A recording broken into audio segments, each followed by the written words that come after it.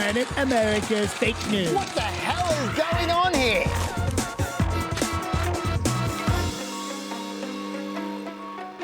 Welcome to Planet America. I'm John Barron. I'm Chester Chidello. Well, it's official. Keep America great. Donald Trump is running again. Not that he ever really stopped. Will he be drawn into a war with Iran? And I don't think he wants another war in the Middle East. Also this week, how a police raid on a bar in New York 50 years ago helped to create the modern gay rights movement. And as Democrats prepare for the first debates, Joe Biden says, sorry, not sorry, about a racial gaffe. Must be election season again, John. But first, the news.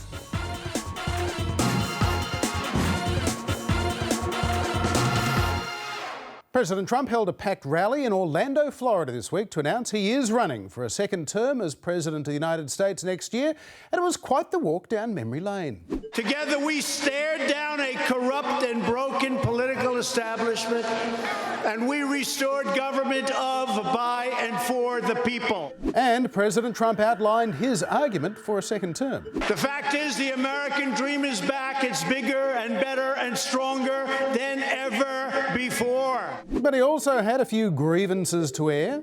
They went after my family, my business, my finances, my employees, almost everyone that I've ever known or worked with. But they are really going after you. That's what it's all about. And there was a lot of reminiscing about 2016, including mentioning Hillary Clinton a dozen times. They called us deplorables. That was a mistake. That was a big mistake. The bottom line for his re-election pitch, the robust state of the American economy, for which President Trump is taking full credit. We accomplished more than any other president has in the first 2.5 years of a presidency, and under circumstances that no president has had to deal with before. Well, that is a bit of overreach. FDR inherited the Great Depression and passed the New Deal. Barack Obama faced a full-blown financial crisis and enacted major healthcare reforms. LBJ passed sweeping civil rights legislation, plus Medicare and Medicaid. Reagan passed more tax cuts. Nixon, Reagan, the Bushes and Clinton all faced special counsels. Trump's claim is just plain wrong. Anywho, another of President Trump's key themes, a warning about the alternative. A vote for any Democrat in 2020 is a vote for the rise of radical socialism and the destruction of the American dream. Well, here's what Democratic Socialist Bernie Sanders thought about that. Listening to Trump made me feel very much that he is a man living in a parallel universe, a man way out of touch with the needs of ordinary people, and a man who must be defeated. And Orlando's local paper, The Sentinel, wasn't too impressed either, with an editorial this week endorsing anyone but Trump in 2020. The paper does have a history of backing more Republicans than Democrats over the years and says it would consider somebody like Mitt Romney or John Kasich. But it says, while the nation must endure another 1.5 years of Trump, it doesn't need to suffer another 4 beyond that. We can do better.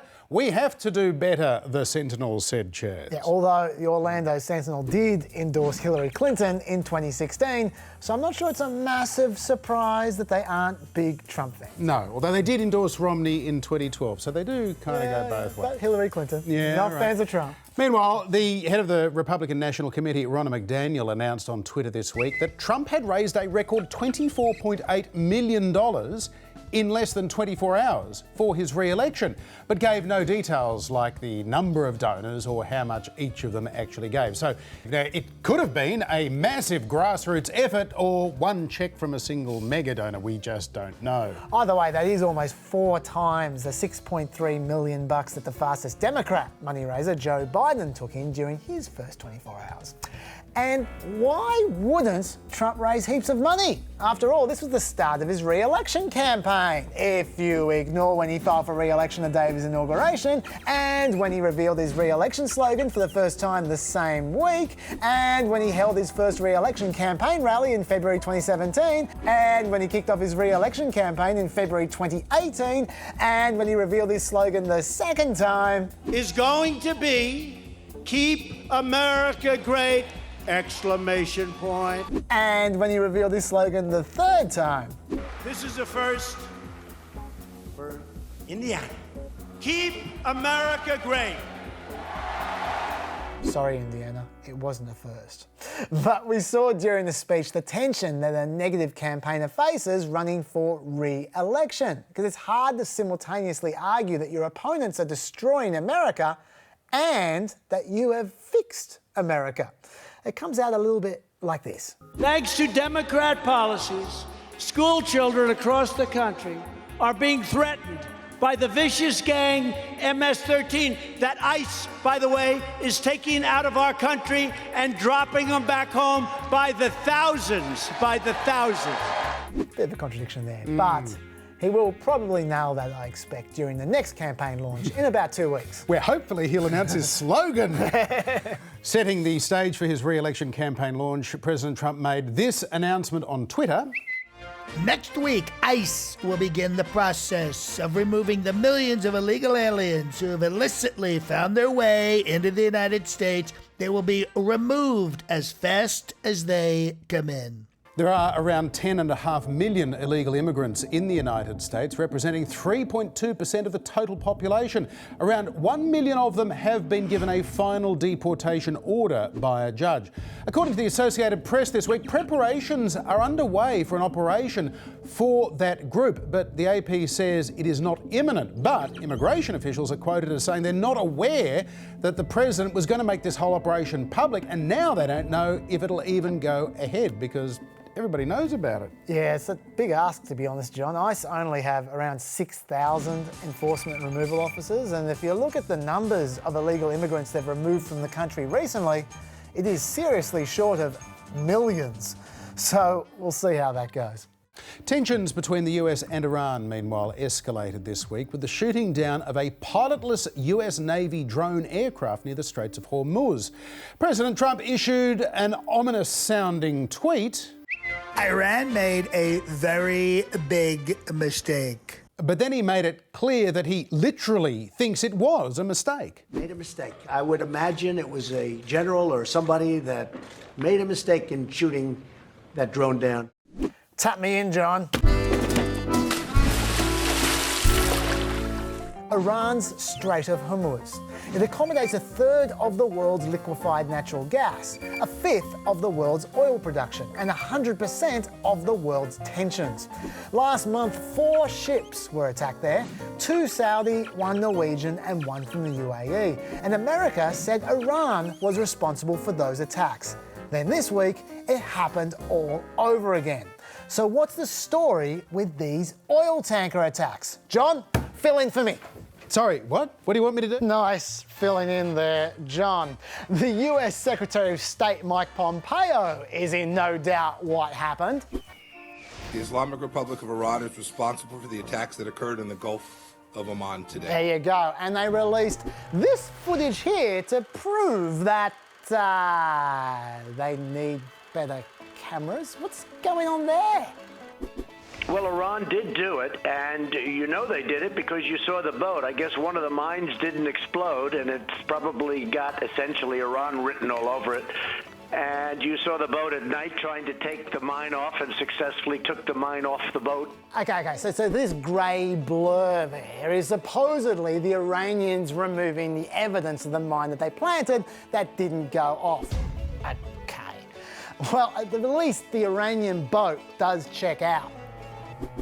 The vessel was an Iranian Revolutionary Guard Corps, what they call a fast inshore attack craft. So basically it looks very much like a commercial fast boat in there, but there's also have some guns on it. Yeah, and the object on the side of the ship checks out as well. This is a picture here of the Japanese ship after the attack with what looks to be an unexploded mine attached to the side there. And this is where the object was removed, just near that T. Yes, you see that matches. So we're talking about the same object here, same location. But is that object a mine?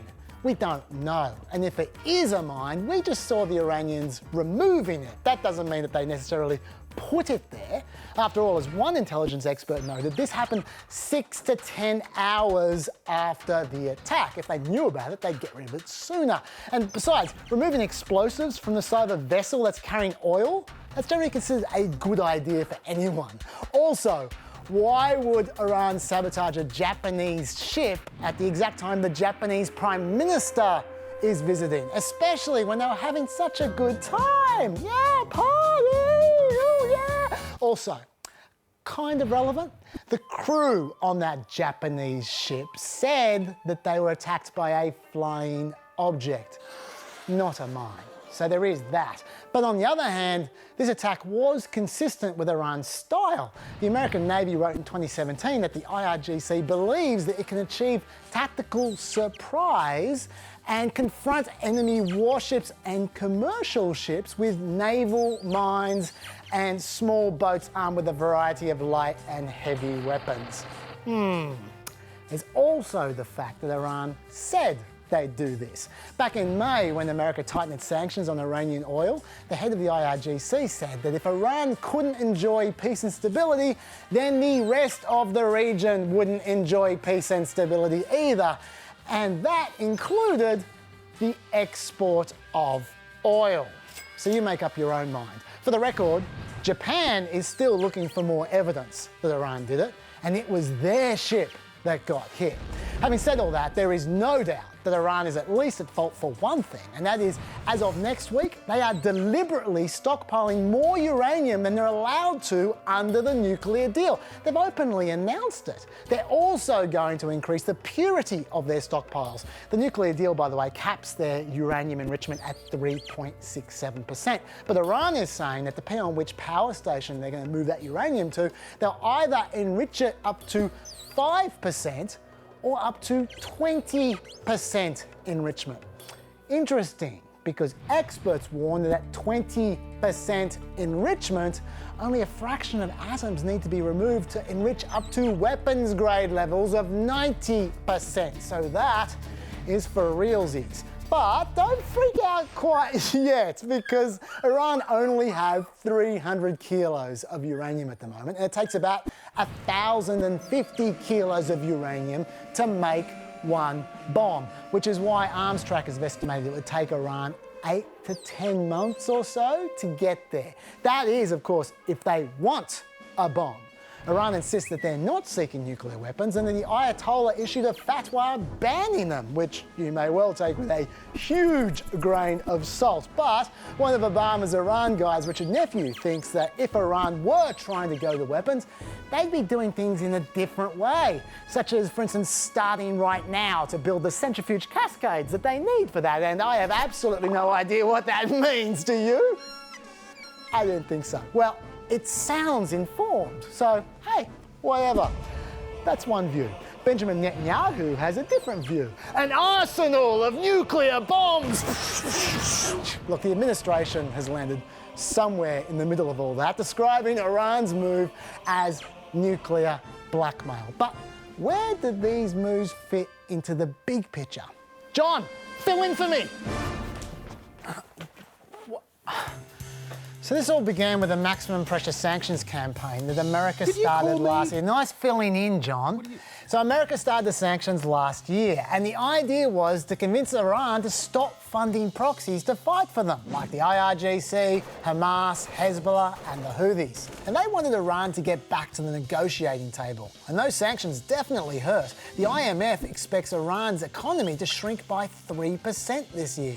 But the sanctions didn't hurt the IRGC.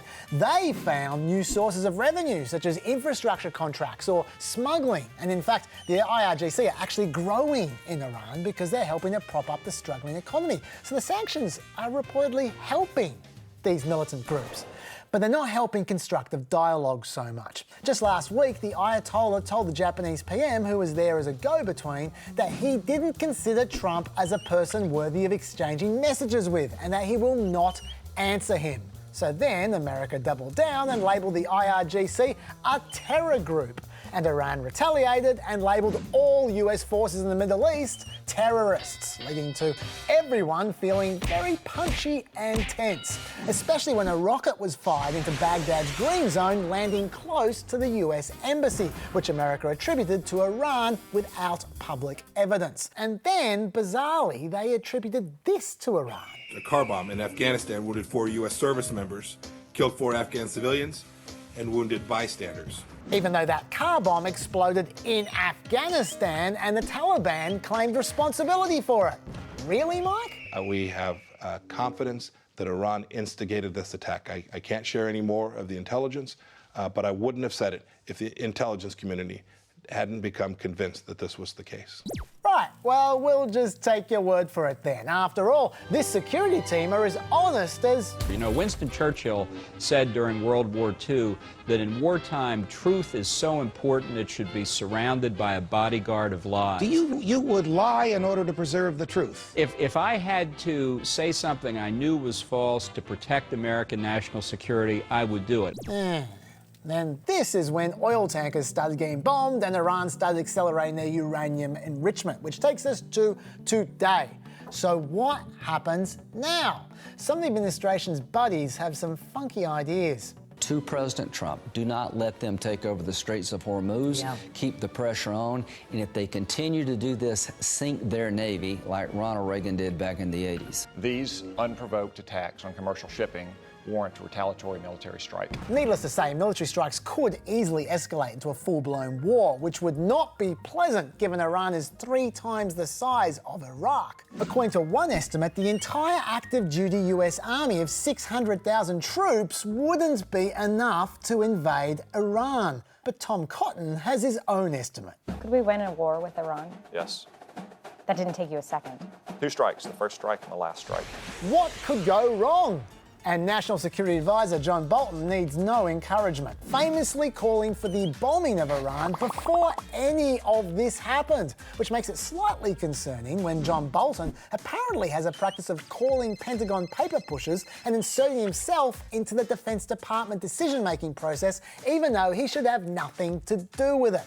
Meanwhile, Mike Pompeo's State Department admitted to Congress that they'd been funding a troll campaign targeting Americans critical of their hardline Iran policy. And I don't mean these kinds of trolls. Now you might think, well, they can't legally start a war with Iran without permission from Congress. But remember, Congress already voted in 2001 to authorise wars against all those who planned, authorised, committed or aided the 9/11 attacks, which of course Iran had nothing to do with. But if you can cook up some minor connection somewhere between Iran and Al-Qaeda, that might be good enough. We were absolutely presented with a full formal presentation on how the 2001 AUMF might authorize war on Iran. Yes, I'm sorry, sir. Secretary Pompeo said it with his own words. And that's why it grabbed people's attention when someone at the UN leaked that they were looking at American plans to carry out a tactical assault on Iran in response to the tanker attack, including an aerial bombardment of an Iranian nuclear facility. Now, to be clear, Trump reportedly was firmly against military action in Iran back in May, and today he's still referring to the oil tanker attacks as very minor. Nevertheless, Pompeo has supposedly warned Iran that any attack from Iran or its proxies, which is a lot of people, leading to the death of even one American service member, will result in a military counterattack. And as one diplomat put it, accidents happen. Misinterpretation of behaviour happens. It's a good thing none of these people ever make mistakes. Well, to try and find out exactly what is going on and what might happen next, we're joined by Barbara Slavin. She's the director of the Future of Iran initiative at the Atlantic Council and author of the book Bitter Friends, Bosom Enemies. Barbara, welcome back to Planet America. Thank you. Pleasure. So what is the deal here? Iran shoots down a US Navy drone and Donald Trump says, no biggie, it must have been a mistake. He goes right up to the brink. He tweets very threatening things. But in the end, I don't think he wants another war in the Middle East. He, after all, campaigned against such wars, called them stupid. The problem is that he has set in train a series of policies toward Iran that may be leading us to a military confrontation. Barbara, how much of a concern is it that a limited military strike could escalate out of control into a war that Donald Trump doesn't want? Huge. You know, Iran is not some insignificant little nation. It's a country of more than 80 million people with very experienced military forces. a country that has had a hostile relationship with the United States for 40 years. So it's not something you play around with. I mean, mind you, I don't think the Iranians want this either, but they essentially have been under economic war by the United States, particularly in the last couple of months since Trump decided to put a total embargo on the export of Iranian oil. And now he seems surprised that these things are happening in the Persian Gulf. I mean, it's as though he never really thought through the consequences of his actions. So what do Iran want to achieve here? Why would they want to prod the bear in this way? I think that what they want is talks with the United States, but on a basis that is realistic, with the promise of incentives that would help them with their economic situation. They sat rather patiently for a year after Trump pulled out of the nuclear deal, didn't do anything provocative. But as I mentioned, when Trump announced that the United States was going to actively block the export of Iranian oil, which is the lifeblood of the country, they decided that they had to push back. If the Iranians are trying to improve their position for negotiations, how does shooting down drones and potentially bombing oil tankers improve their position? Well, it shows that they're a power that has to be reckoned with and that economic sanctions will have a cost.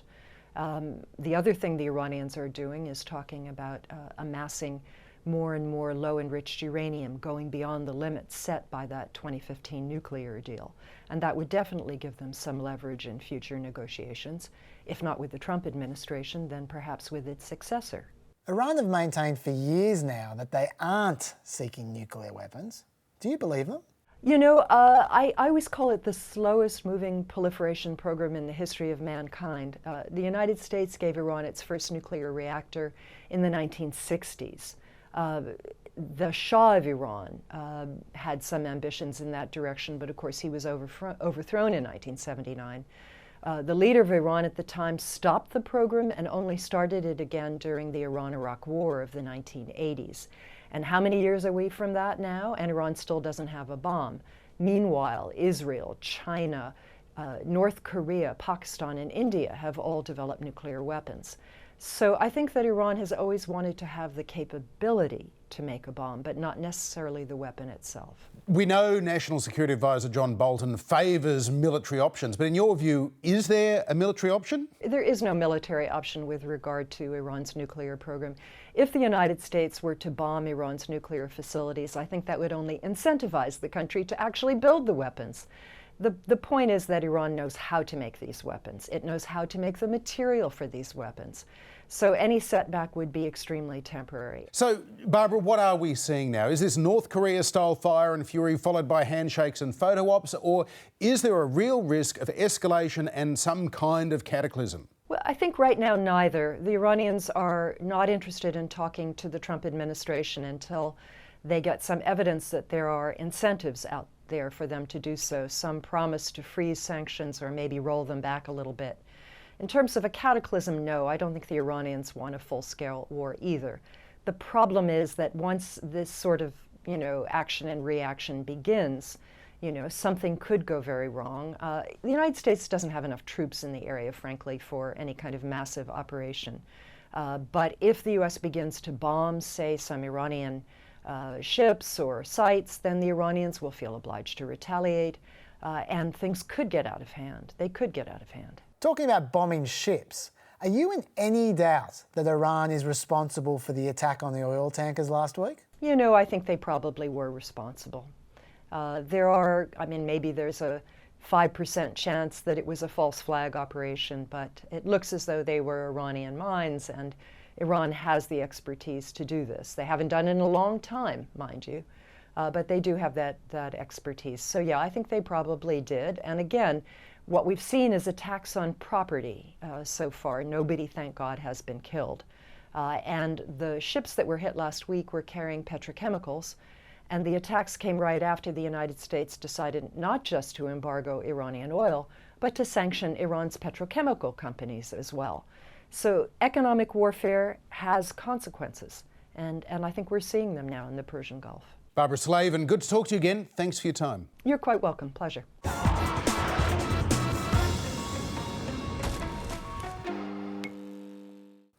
Democratic frontrunner Joe Biden came under fire this week for comments about working with segregationists in the Senate. This is part of what he said at a fundraiser that set off a firestorm. A guy like Herman Talmadge, one of the meanest guys I ever knew. You go down the list of all these guys. Well, guess what? At least there was some civility. We got things done. We didn't agree on much of anything. We got things done. We got it finished. But today, you look at the other side and you're the enemy, not the opposition, the enemy. Biden's talk of civility with racists did not go down at all well with rivals for the Democratic presidential nomination, including New York Mayor Bill de Blasio, whose wife is African American. Why on earth would a Democrat speak nostalgically of working with a segregationist? Another Democratic rival, Senator Cory Booker, issued a statement saying, "Frankly, I'm disappointed that he hasn't issued an immediate apology for the pain his words are dredging up for many Americans. He should." Well, Biden has refused to apologise. Are you going to apologise like Cory Booker has called for? What? Cory Booker has called for it. He's asking you to apologize. He knows better. There's not a racist bone in my body. I've been involved in civil rights my whole career.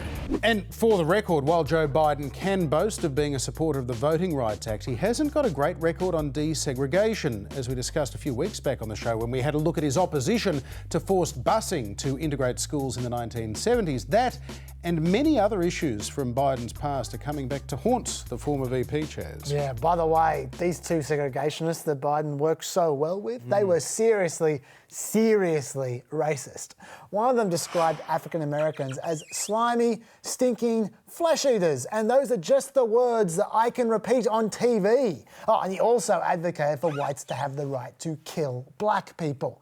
Now look, I get that Biden wasn't saying they were top blokes. He was saying, if I can work with these guys, then I can work with Republicans. But these guys were also Democrats. Like him. Of course they had something in common. They're a terrible example to illustrate working across the aisle. Also, it was the 1970s when Congress was way less partisan.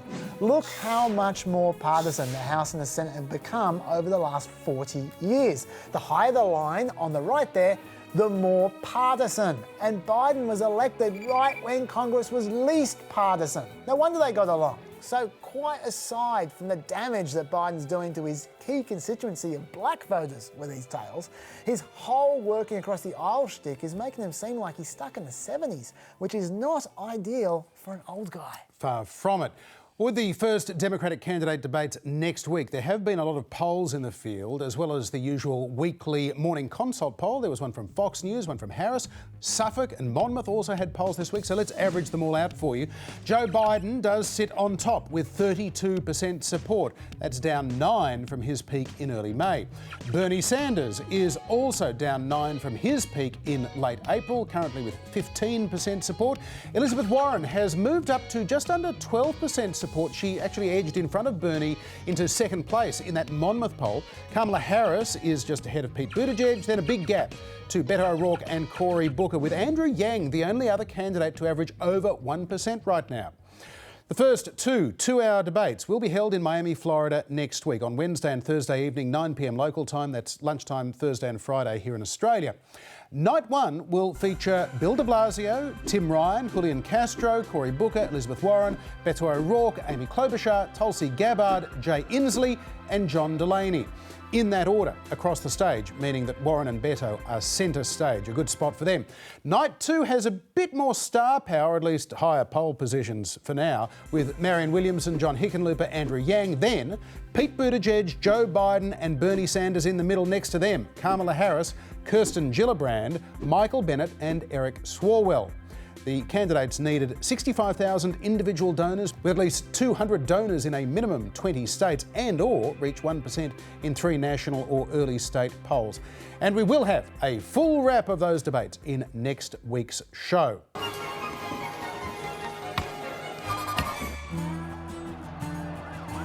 To be homosexual in 1960s America was to be considered a criminal in 49 of 50 states. And as far as the news media was concerned, there was something very sinister about it. They work to conceal their sexual orientation by day, and only at night do they show their true colors. They reckoned even pictures of bodybuilders could turn you gay. These magazines with a homosexual viewpoint Psychiatrists believe that prolonged exposure of even the normal male adult to this type of publication, though he may not be aware of its true nature, will nevertheless pervert. Oh God, deliver us, Americans, from evil. You weren't just considered evil, you were regarded as being sick. No man is born homosexual, and many psychiatrists now believe that homosexuality begins to form in the first 3 years of life. Homosexuality is in fact a mental illness which has reached epidemiological proportions. Treatments included electric shock aversion therapy and even lobotomy.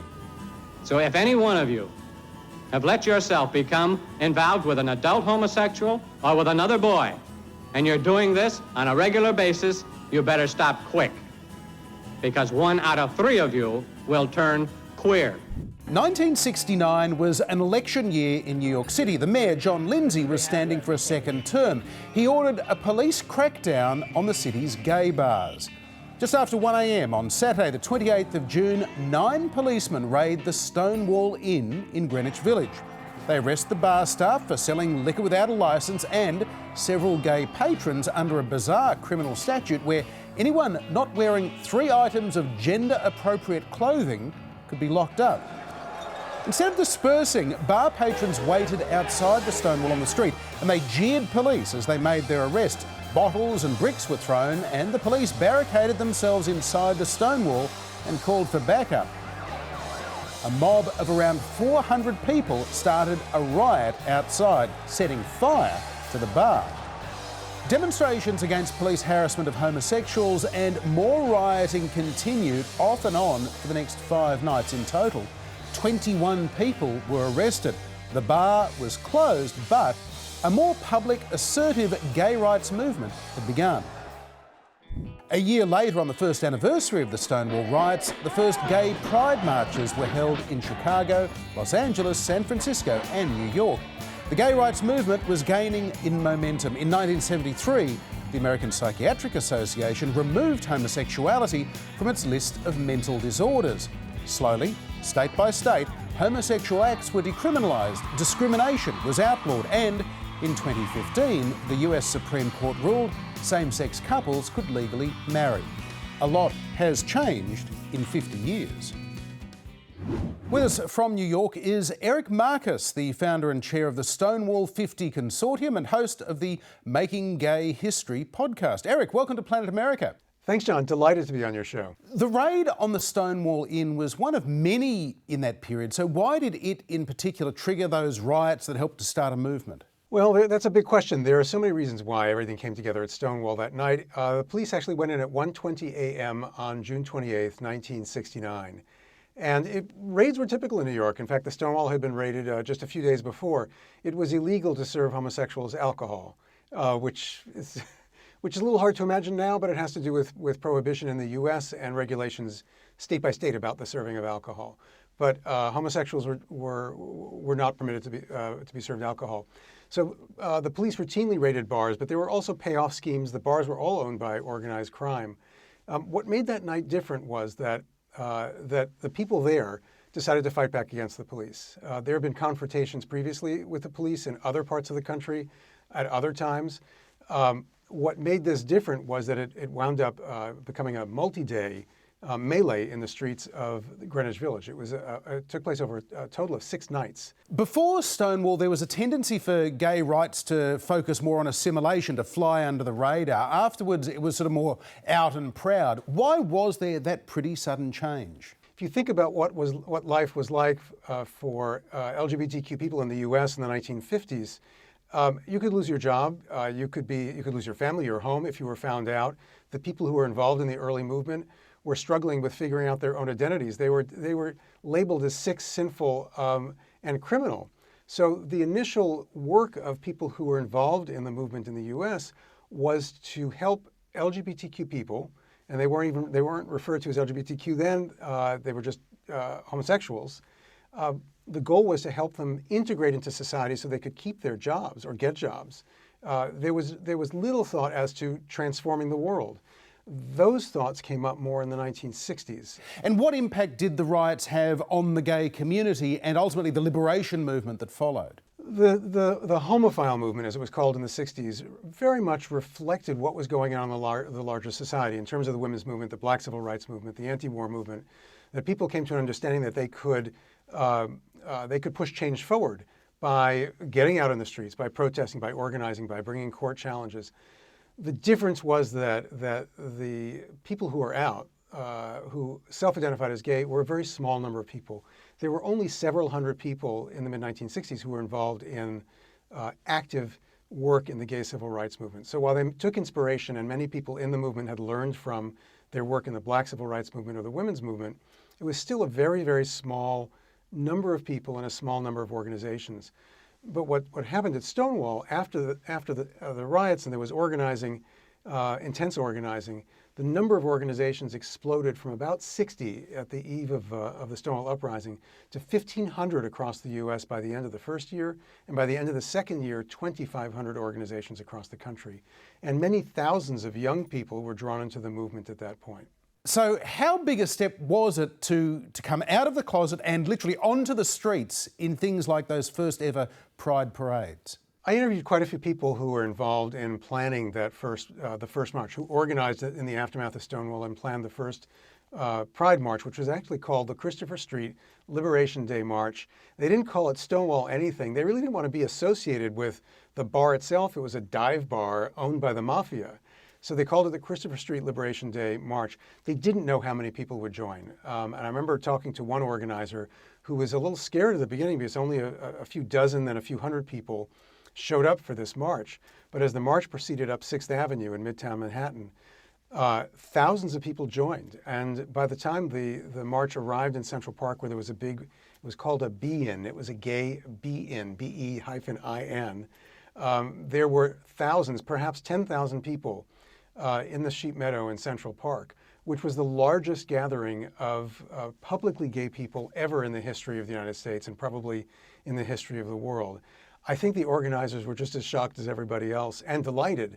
And many of them talked at the time about the fact that this was a turning point, both in terms of their own identity and how they saw themselves, but also how the larger world saw them. So 50 years on, there is marriage equality, an openly gay candidate in Pete Buttigieg is running for president. Is this now a sense of mission accomplished, or is there a lot more to do?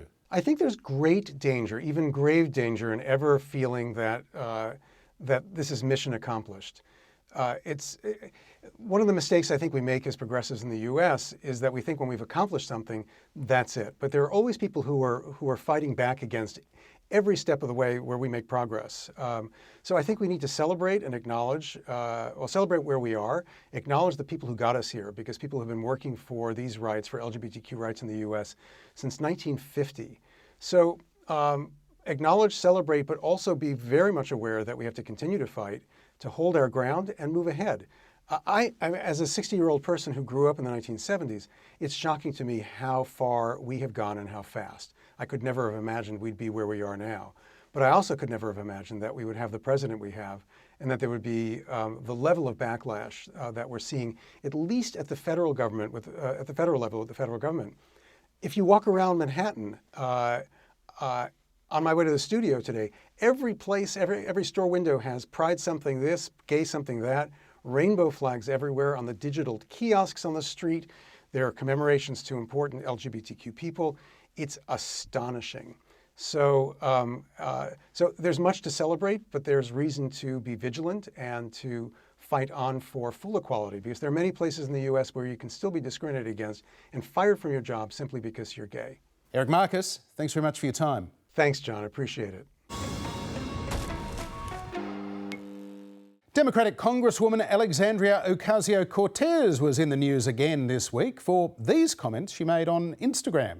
The United States is running concentration camps on our southern border, and that is exactly what they are. Well, Republicans were quick to pounce on her use of the phrase concentration camp in relation to immigration detention centres.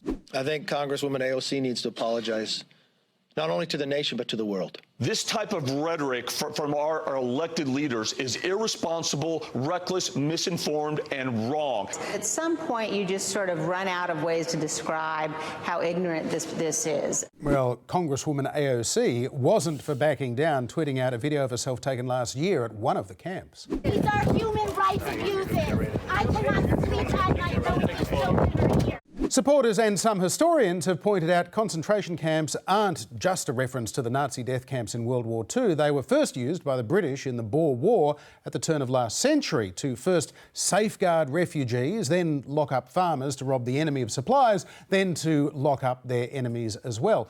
Liberal activist and actor George Takei, who was interred along with his Japanese-American family in World War II, tweeted he knows what concentration camps are. He was in two, in America, and in his view, they are running again, Chaz. Yeah, look, that's fair enough about the proper definition of the term concentration camps, John, but I suppose I'd ask what the common modern usage of the term is, because I don't think it's the Boer War.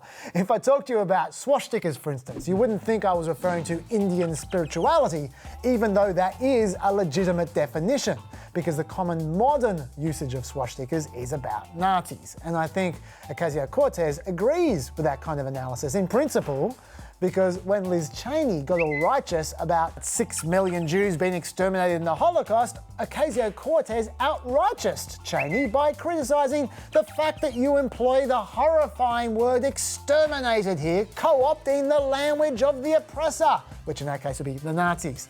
Right, so in the case of the word exterminated, she agrees that the Nazi usage of the term overwhelms its basic definition. But she thinks while we should defer to the Nazi usage of the word exterminated, we shouldn't defer to the Nazi usage of the phrase concentration camps. Gotcha.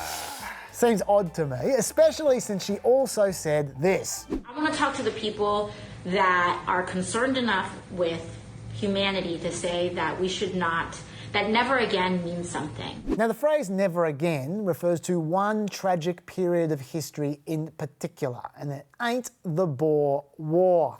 Having said that, after 24 hours, AOC supporters were working so hard trying to defend her, they had completed the rhetorical circle all the way back to Nazi death camps anyway. In 1933, there were concentration camps. In 1941, they were death camps. And that is where we are going if our consciences are not quickly pierced. It is a problem. Let me tell you who agrees with me.